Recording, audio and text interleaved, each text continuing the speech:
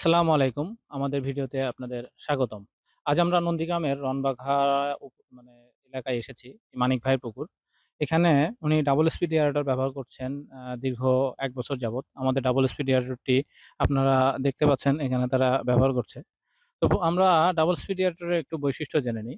Double speed এয়ারেটরের এটি 2 horse পাওয়ারের motor, 220 ভোল্টে চলে। 220 ভোল্ট বলতে বাসাবাড়ির লাইনেই চলবে।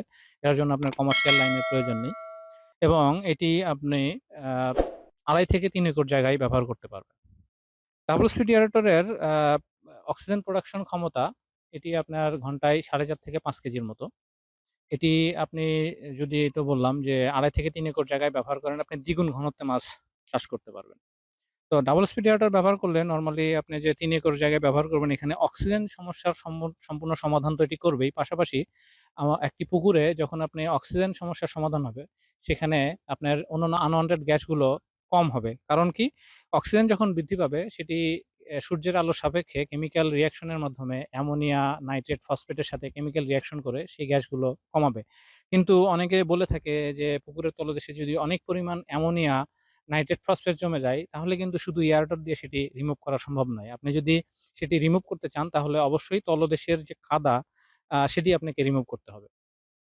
তো আপনি এয়ারটর দিলে নতুন করে আর গ্যাস তৈরি হবে না। আপনাদের এই বিষয়টি একটু লক্ষ্য রাখতে হবে। এই বিষয়ে যদি আপনাদের আ কোনো কিছু জানার থাকে তাহলে অবশ্যই আমাদের স্ক্রিনের নিচে নাম্বার দেওয়া থাকবে।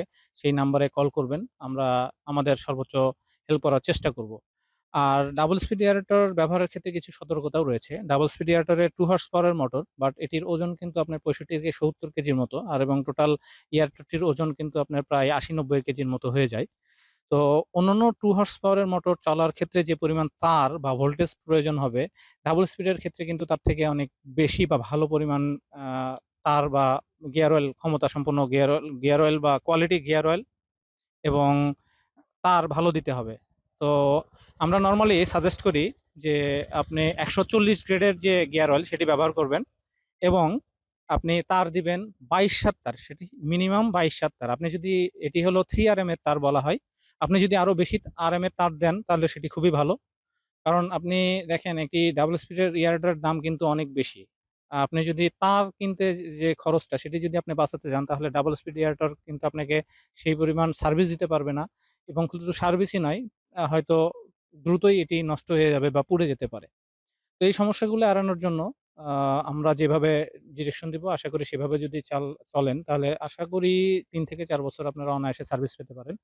তো আপাতত আমরা ১ বছর উনি ব্যবহার করছেন। মানিক ভাই উনার কাছে আসলাম। উনি এ পর্যন্ত এই ধরনের কোনো সমস্যা ফেস করেননি। কারণ উনার তার যেটি দিয়েছেন সেটি খুবই ভালো এবং এখানে আমরা ভোল্টেজের ব্যাপারে শুনলাম, ভোল্টেজটাও খুব ভালো থাকে।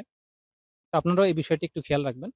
আর ডাবল স্পিড এয়ারটর না শুধু যেকোনো এয়ারটর সম্পর্কে যদি বিস্তারিত আরো জানতে চান তাহলে অবশ্যই স্ক্রিনে দেওয়া নাম্বারে যোগাযোগ করবেন। আমাদের স্ক্রিনে WhatsApp নাম্বারও আছে। ১ম যে নাম্বারটি থাকবে সেটিতে WhatsApp এ আপনারা নক করতে পারবেন। আমরা যদি সবসময় অনলাইনে না থাকি আমাদের অফলাইনে মেসেজ দিয়ে রাখবেন। আমরা অবশ্যই রিপ্লাই দেওয়ার চেষ্টা করব। ধন্যবাদ সবাইকে।